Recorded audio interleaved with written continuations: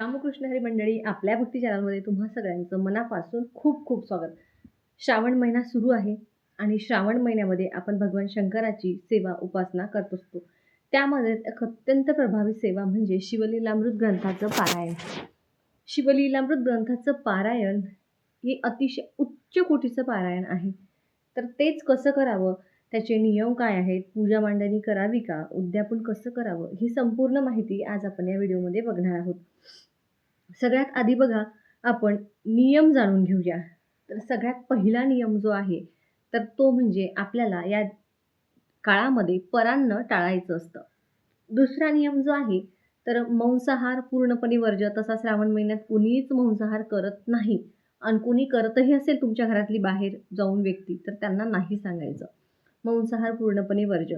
त्याचबरोबर ब्रह्मचर्याचं पालन आणि झोपताना बघा तुम्ही बेडवर झोपू शकता, पण सतरंजी, चटई टाकून किंवा चादर टाकून गादीवर तुम्ही झोपू शकत नाही. त्याचबरोबर तुम्ही खाली देखील झोपू शकता, मात्र गादीवर तुम्हाला झोपायचं नाहीये.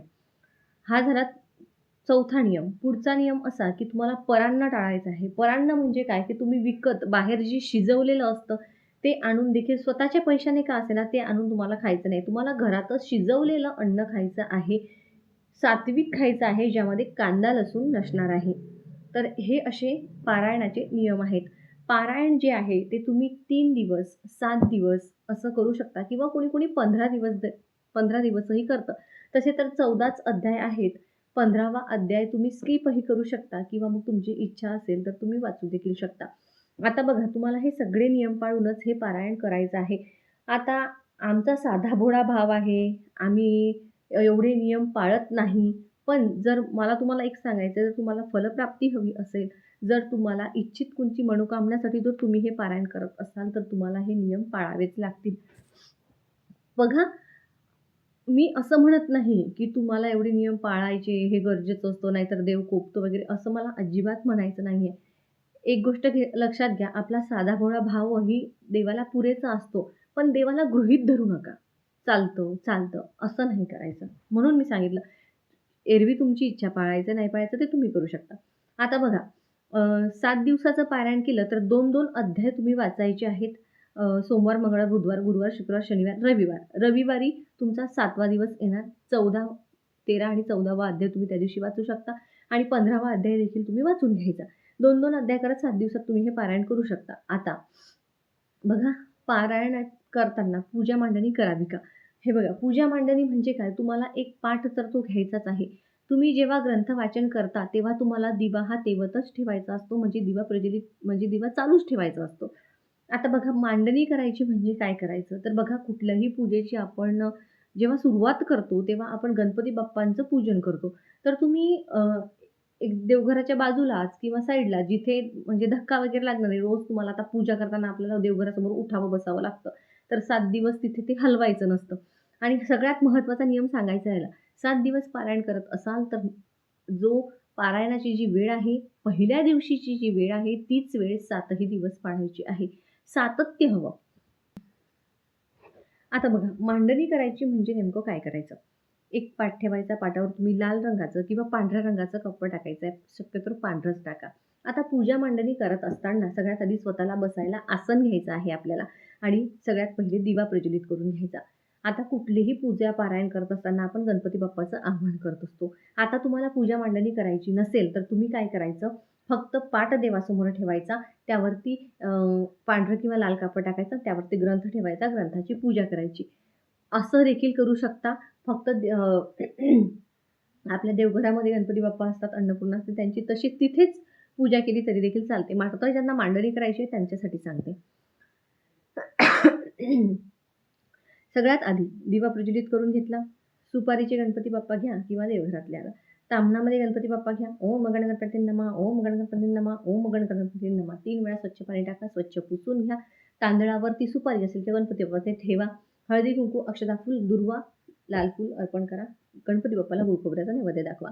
त्याचबरोबर माता अन्नपूर्णेला घ्यायचं. अन्नपूर्णे ओम अन्नपूर्णाय नमः, ओम अन्नपूर्णाय नमः, ओम अन्नपूर्णाय नमः म्हणत 3 वेळा पाणी टाकायचं, स्वच्छ पुसून घ्यायचं. अन्नपूर्णा माता एका वाटीमध्ये तांदूळ घेऊन त्यामध्ये ठेवायची. तिला हळदी, कुंकू, अक्षता, फुलं अर्पण करायच्या. झालं.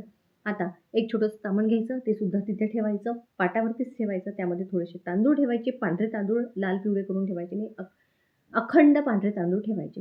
शिवलिंग तामणामध्ये घ्यायचं, स्वच्छ पाणी, ओम नमः शिवाय, ओम नमः शिवाय, ओम नमः शिवाय, पंचामृत किंवा मग कच्चं गाईचं दूध असेल तर ते, तुमची इच्छा.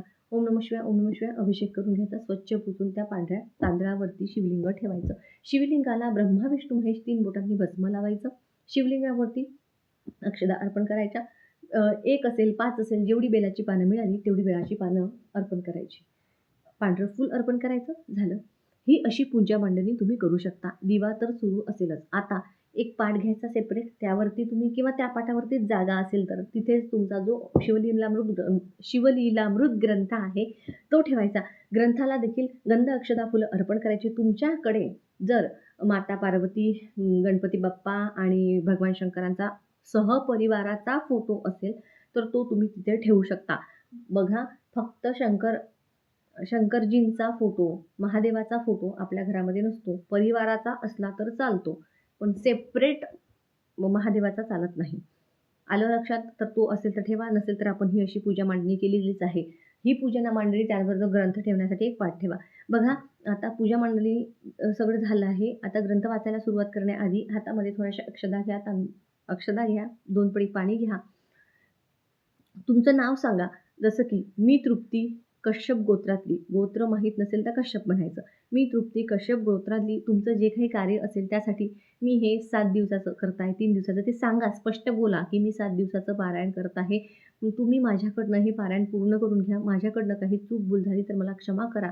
आणि तो संकल्प तुम्हाला सोडायचा असतो. संकल्प रोज घ्यायचा नसतो, एकदाच घ्यायचा असतो. पारायण संपल्यावर सुद्धा तो सोडायचा बिडायचा तसं काही नसतो. पहिल्याच दिवशी आपण संकल्प घेऊन सोडलेला असतो. नंतरच पारायणाला सुरुवात करायची. तर बघा, हे 3 दिवस, 7 दिवस तुम्ही करू शकता किंवा 15 दिवसही देखील करतात बायका. मात्र महिलांचा कसं मासिक धर्म असतो, तर तारीख बघूनच करा. मध्येच आता बघा, जर तुम्हाला काही सूर्यसूतक वगैरे आलं, मध्ये सूतक वगैरे पडलं, तर तो तिथेच थांबवायचा, त्याला हात लावायचा नाही. ते सगळं तुमचे सोयऱ्या-सुतकाचे दिवस गेल्यानंतर तुम्ही परत पुन्हा पहिलेपासनं ते सुरुवात करायची. आलं लक्षात? तर असं आधी आपल्या मासिक धर्माची आधीच तारीख बघून ठेवायची, त्याच्यामुळे मग मध्ये अडचण येणार नाही. 3 दिवसातही करू शकता. आता तुम्हाला सांगते, मी काय केलं. तुम्हाला दिसतच असेल साईडला माझी पूजा. मी काल पहिला श्रावण सोमवार होता. तर बघा, कांदा लसूण वर्ज्य असतं, बेडवर झोपायचं नसतं, बाहेरचं खायचं नसतं. मग एवढे 7 दिवस कसं होतं, की आपल्याकडनं नाही होत पाळणं. माझं असं म्हणणं आहे, देव आपल्याला म्हणत नाही, तुम्ही माझं करा.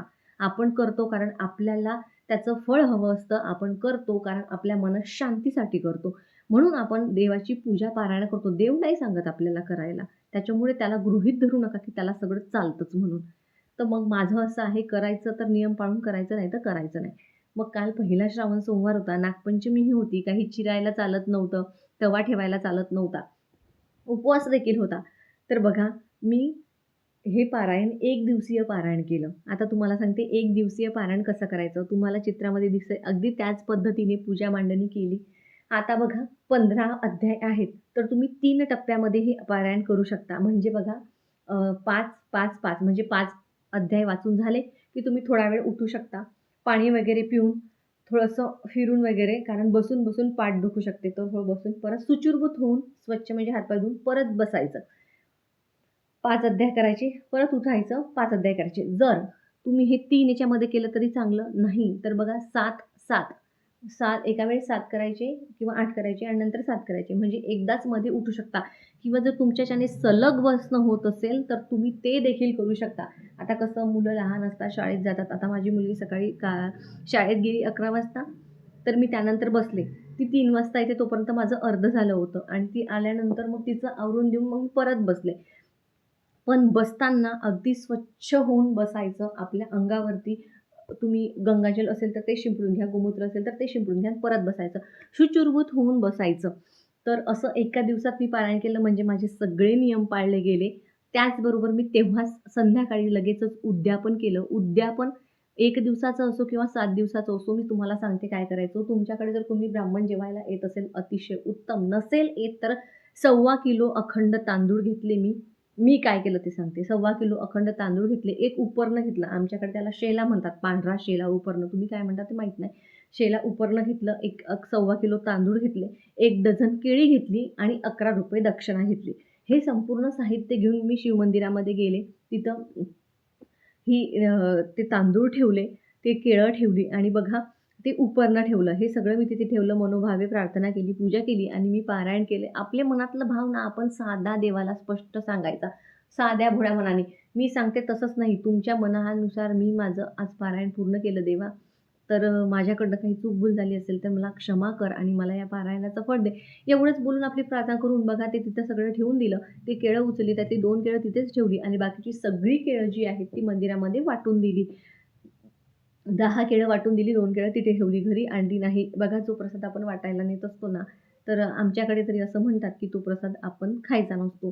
तर मग मी तो प्रसाद तिथे सगळा वाटून दिला आणि अशा प्रकारे माझं ते उद्यापन झालं. तुम्ही सुद्धा असंच उद्यापन 7 दिवसाचं करा, 3 दिवसाचं करा, 15 दिवसाचं करा, असं उद्यापन करू शकता किंवा मग तुम्हाला जर जमत असेल, तर तुम्ही एखादं जोडपं घरी जेवायला सांगा. त्यांना जे काही तुमच्या पद्धतीने द्यायचं ते तुम्ही द्या किंवा त्या एखाद्या गरजूला त्याचं एक वेळेचं अन्न शिजेल एवढं तुम्ही त्याला अन्नदान द्या. अतिशय साधं, सोपं असं व्रत मी हे काल पूर्ण केलं. तुम्ही सुद्धा हे असं एका दिवसाचं व्रत करू शकता किंवा मी जे नियम सांगितले जसं की ब्रह्मचर्याचं पालन, गादीवर झोपायचं नाही, कांदा लसूण खायचं नाही, अ, पारायणाची वेळ पाळायची 7ही दिवस. तुम्ही हे नियम जर पाळू शकत असाल 4-5 नियम, तर तुम्ही 7 दिवसाचं पारायण आवर्जून करा. नाहीतर मग मी सांगितलं त्याप्रमाणे एका दिवसाचं, एका बैठकीचं किंवा एक दिवसीय म्हणजे दिवसभरात अध्याय करायचे. एक बैठक म्हणजे एका बैठकीत करायचे. तर तुम्ही ते देखील करू शकता. आता काही महिलांचं असंही असेल, की आम्ही कलश स्थापना करू शकतो का? तर बघा चालते कलश स्थापना केली तर असं कुठेही दिलेलं नाही, की तुम्ही कलश स्थापना करूनच हे पारायण करा. नाही केलं तरी चालतं, पण जर तुमची इच्छा असेलच, कारण असं म्हणतात जेव्हा आपण कलश स्थापना करतो, कलश हा साक्षी असतो, की आपण हे पारायण केलेलं आहे. तर बघा तुम्ही ते करू शकता. कलश स्थापना देखील करू शकता. नसेल करायची नाही. मी नव्हती केली. तुम्हाला चित्रामध्ये माझा कालचा जो व्हिडिओ आहे तो दिसतच असेल. अशा पद्धतीने शिवलीलामृत ग्रंथाचं पारायण तुम्ही या श्रावण महिन्यामध्ये आवर्जून करा. त्याचबरोबर महिलांनो सलग सत्यनारायण 3 सुपारींचा सलग सत्यनारायण जसं की आपण अधिक मासामध्ये देखील बघितलेला आहे. तो सलग सत्यनारायण तुम्ही या श्रावण मासामध्ये 5 दिवस, 7 दिवस, 9 दिवस, 11 दिवस, 21 दिवस अशा पद्धतीने करू शकता.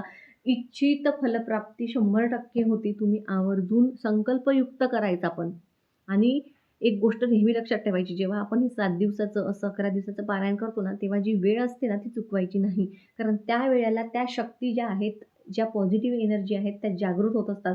रोज-रोज त्याच वेळेला आपण जेव्हा एखादी अ, क्रिया करतो, तर तिथे ती पॉझिटिव्ह एनर्जी तयार होते. त्यामुळे मग तुम्हाला सांगते, की जर तुम्ही हे शिवलीला ग्रंथाचं पारायण जर सकाळी पहाटे करत असाल, तर तीच वेळ पाळा. सायंकाळी प्रदोष काळच्या वेळी करत असाल, प्रदोष काळ म्हणजे 4 ते 6 च्या दरम्यान तुम्ही त्याच वेळी करा. तसंच